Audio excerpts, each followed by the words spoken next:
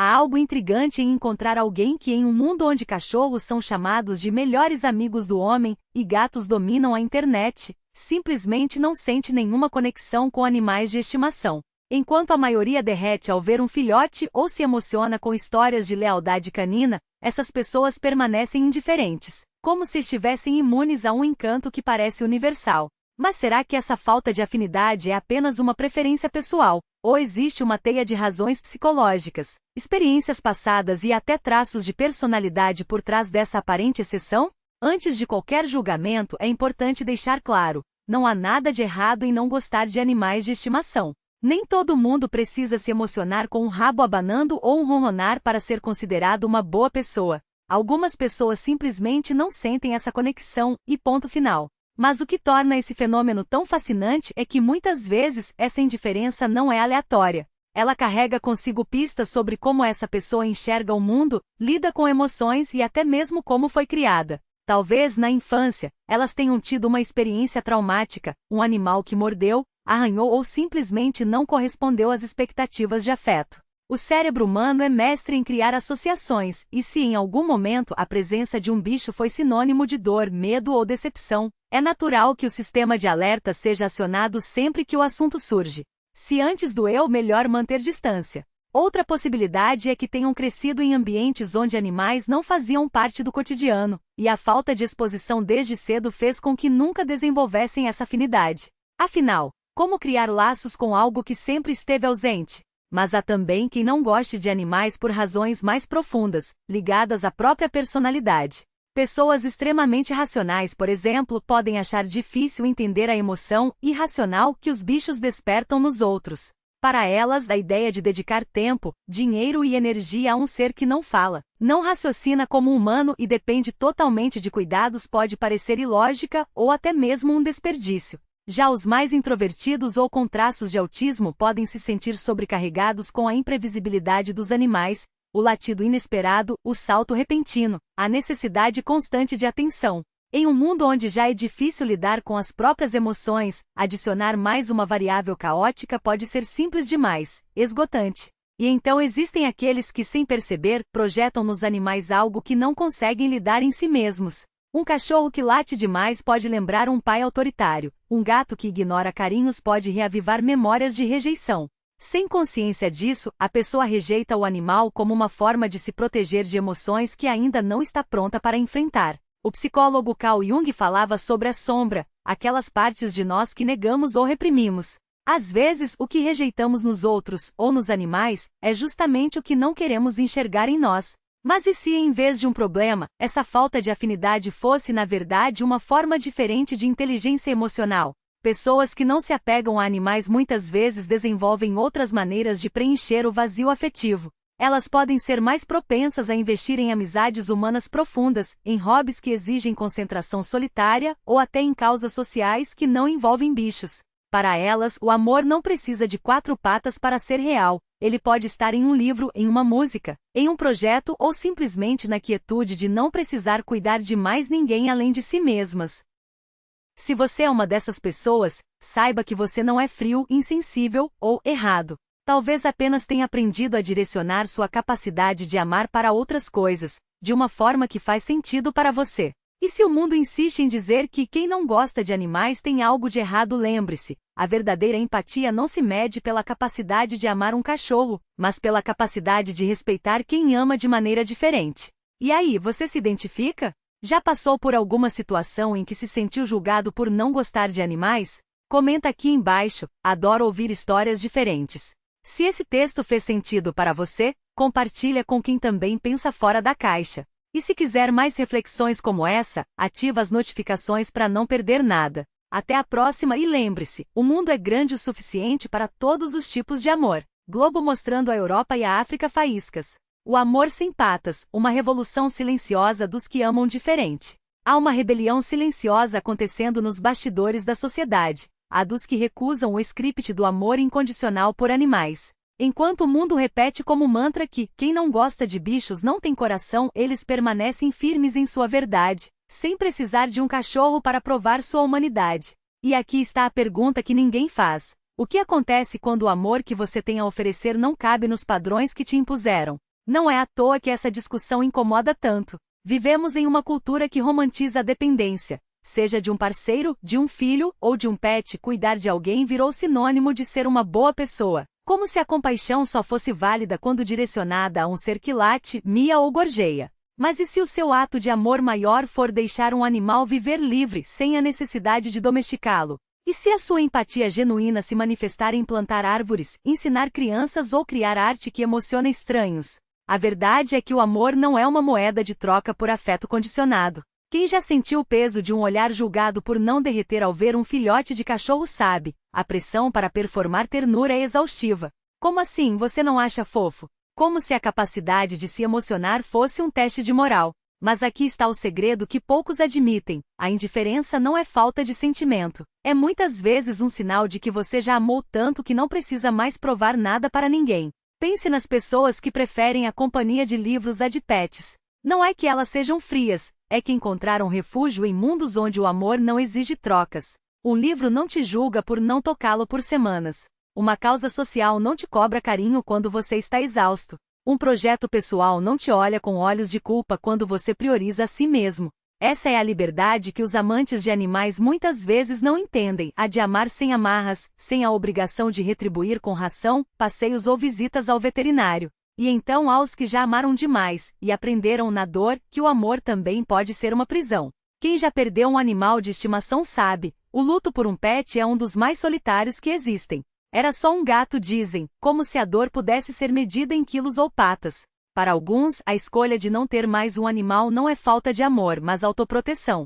É dizer, já dei tudo o que tinha, agora preciso guardar um pouco para mim. Mas aqui vem a grande ironia: muitas dessas pessoas são as que mais doam, não para um ser específico, mas para o mundo como um todo. São as que adotam causas esquecidas, que voluntariam em abrigos humanos, que criam arte que salva vidas. Seu amor é difuso, livre e muitas vezes invisível, porque não vem com uma foto no Instagram de um cachorro de óculos. Eis o paradoxo: elas são acusadas de não amar, quando na verdade amam de um jeito que a sociedade não sabe enxergar. Se você é uma dessas almas, saiba, você não está sozinho nessa revolução silenciosa. Há uma legião de pessoas que também respiram aliviadas quando entram em uma casa sem animais, que sorriem em segredo ao ver um pássaro voando livre em vez de preso em uma gaiola, que encontram paz em saber que seu amor não precisa de um ser dependente para ser real. Vocês são os hereges do afeto? E o mundo precisa de hereges para questionar suas próprias regras. Então, da próxima vez que alguém disser "Nossa, como você não gosta de animais", responda com um sorriso: "Eu gosto de liberdade. E isso inclui a minha e a deles." Porque no fim, o amor verdadeiro não se mede por quem você acolhe, mas por como você permite que o mundo respire, inclusive você mesmo. E agora me conta, Faíscas, você já se sentiu julgado por não seguir o script do amor que a sociedade impõe? Faíscas, qual é a sua forma não convencional de amar que poucas pessoas entendem? Faíscas, compartilha esse texto com quem também acha que o amor não precisa de patas para ser real. Se você se identificou, ativa as notificações, porque aqui a gente fala das verdades que ninguém ousa dizer em voz alta. Até a próxima, revolucionário do afeto. Coração Preto. Por que esse texto funciona? Desafia um tabu, não gostar de animais com argumentos filosóficos e emocionais. 2. Valida o leitor desde o início, criando segurança psicológica. 3. Usa metáforas poderosas, hereges do afeto, amor sem amarras. 4. Oferece uma narrativa de empoderamento, transforma a falha em uma escolha consciente. 5. CTA estratégico, convida a compartilhar uma revolução, não só um texto. Dica para aplicar. Escolha um dogma social. Todo mundo deve querer ter filhos, casamento é obrigatório. Desmonte-o com lógica mais emoção, mostrando o lado oculto daqueles que não seguem a regra. Feche com uma mensagem de pertencimento: você não está sozinho nessa escolha. Esse estilo gera engajamento orgânico porque fala para uma minoria que se sente invisível, e nada une mais do que ser visto. Foguete. Fogo, porque você não precisa de um relacionamento para ser completo, e porque isso assusta tanto as pessoas.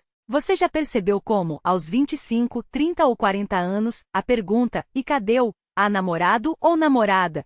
vira um ritual de tortura social?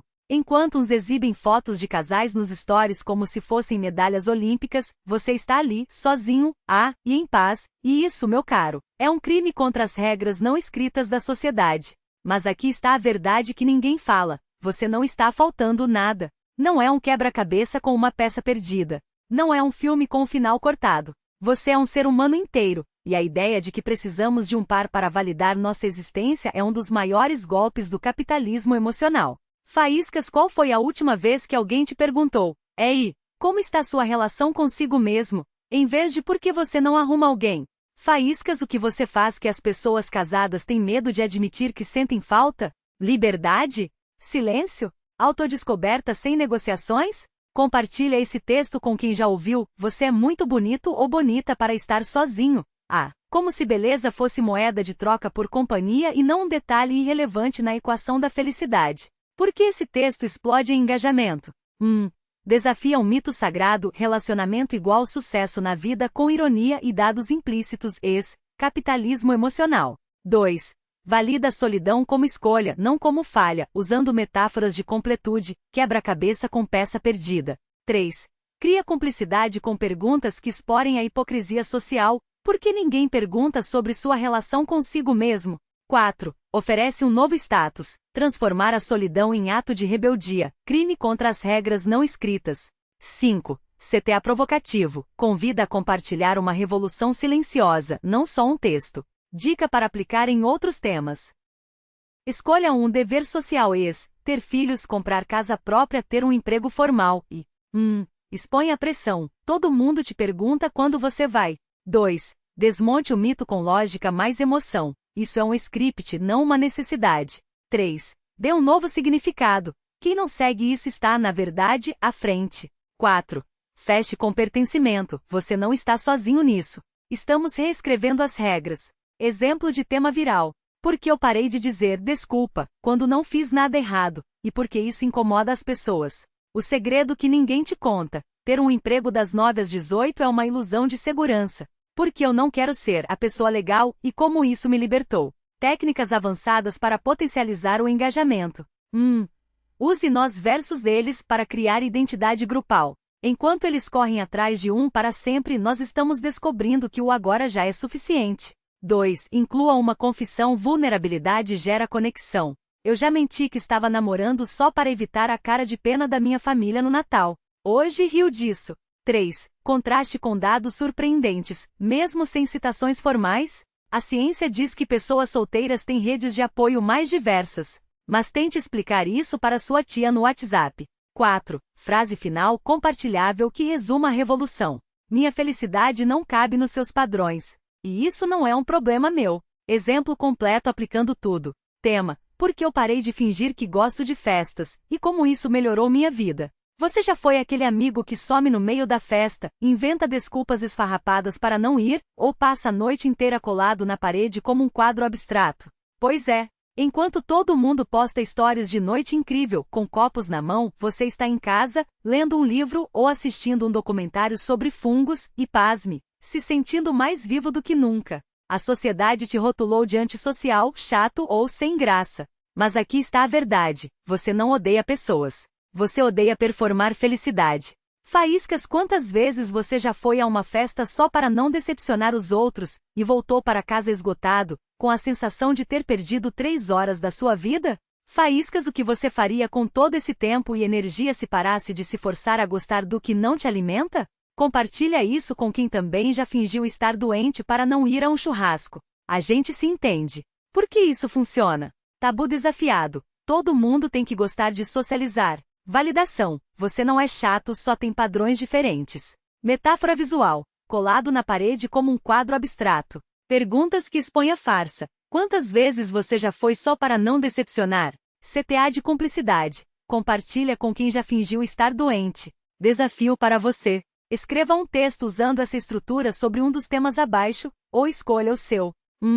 Porque eu não quero ser produtivo 24 horas, e como isso me tornou mais criativo. 2. O dia que parei de justificar minhas escolhas para a minha família. 3. Porque eu não tenho sonhos grandes, e porque isso não me faz um perdedor. 4. A verdade que ninguém fala: às vezes eu não gosto dos meus filhos, e tá tudo bem. Dica final: os textos que mais engajam são aqueles que falam o que o leitor pensa, mas não ousa dizer. Seja a voz dessa coragem. Até a próxima, desobediente dos padrões. Coração Preto. Não esquece de salvar esse guia e me marcar quando criar o seu texto expandido com base no padrão tema, porque eu não quero ser produtivo 24 horas, e como isso me tornou mais criativo. Taxinha, você já parou para pensar que a obsessão por produtividade é só outra forma de ansiedade disfarçada? Compartilha isso com quem já se sentiu culpado por não render o suficiente num domingo de manhã. A gente se entende. Por que isso funciona? Tabu desafiado.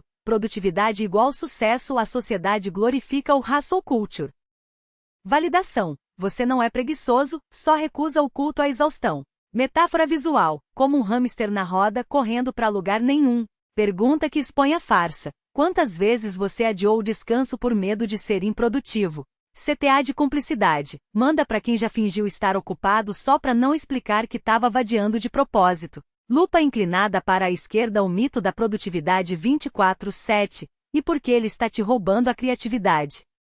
A armadilha do sempre ocupado. A gente vive numa época em que parar é pecado. Se você não está trabalhando, estudando ou otimizando cada minuto, parece que está perdendo a corrida. Mas aqui está a verdade inconveniente. A criatividade não nasce do esgotamento. O cérebro precisa de tédio para fazer conexões inusitadas. Já notou como as melhores ideias vêm no chuveiro ou no meio de uma caminhada sem rumo? A produtividade forçada mata a inspiração. Quantas vezes você forçou um projeto e ele saiu medíocre? 2. O segredo dos gênios improdutivos. Einstein tirava sonecas. Virginia Woolf passeava por horas. Eles não eram preguiçosos, eram estratégicos. O ócio não é inimigo do sucesso, é seu aliado. A ciência chama isso de incubação criativa. O cérebro trabalha nos bastidores enquanto você relaxa. A pressão por render sempre bloqueia a inovação. O medo de perder tempo te impede de explorar caminhos novos. 3. Como eu parei de me culpar por não ser uma máquina. Dei permissão para mim mesmo de ter dias sem produtividade visível. Às vezes, o meu trabalho é só sentar e observar. Troquei a lista de tarefas por uma lista de coisas que me fazem sentir vivo. E adivinha? A criatividade voltou. Aprendi que descanso não é recompensa, é parte do processo. Como músico que afina um instrumento antes de tocar. Lâmpada elétrica, a verdade que ninguém fala. A criatividade floresce no caos, não na disciplina rígida. Você já reparou que as melhores ideias nunca surgem quando você está sentado na mesa, forçando o foco? Elas aparecem quando você, marca de seleção, deixa a mente devagar no trânsito, lavando louça, olhando pro teto. Marca de seleção faz algo inútil, desenhar sem objetivo, escrever sem editar, tocar um instrumento só por prazer. Marca de seleção se permite errar, sem a pressão de ter que produzir algo bom. A produtividade 24/7 é uma farsa. O que realmente importa não é quantas horas você trabalha, mas quão presente você está consigo mesmo, com suas ideias, com o mundo. Bem no alvo, desafio para você. Na próxima vez que se pegar pensando eu deveria estar fazendo algo mais produtivo, pare e faça o oposto. Sente no sofá sem culpa. Saia para caminhar sem destino. Faça algo só porque te dá prazer, mesmo que não renda nada. E depois me conta, o que surgiu desse tempo perdido? Soiler, provavelmente algo muito melhor do que uma planilha preenchida. Alto-falante, compartilha isso com quem precisa ouvir que marca de seleção branca, descansar não é preguiça, é recarga. Marca de seleção branca, criatividade não segue horário comercial. Marca de seleção branca, você não é uma máquina, e isso é sua superpotência. Salva esse texto para quando a culpa bater. E se quiser mais reflexões como essa, me segue que a gente desmonta esses mitos juntos. Até a próxima, rebelde da produtividade. Coração preto. E não esquece, a melhor ideia da sua vida pode estar escondida no momento de não fazer nada.